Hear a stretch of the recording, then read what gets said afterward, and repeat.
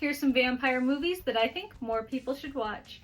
First off, we've got Dracula's Daughter. This is great for those who may be interested in a lesbian vampire. Very early example, of course. I believe it did come out in 1936.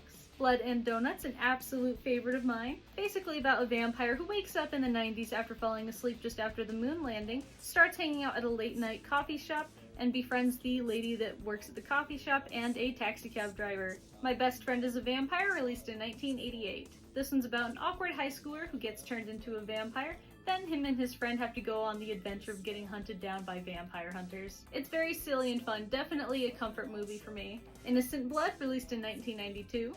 Badass vampire woman accidentally turns a mob boss into a vampire and chaos ensues. House of Dark Shadows. Really, I would like to convince people to watch the 60s Dark Shadows TV show, but it's pretty long, so I would recommend watching this movie and start from there.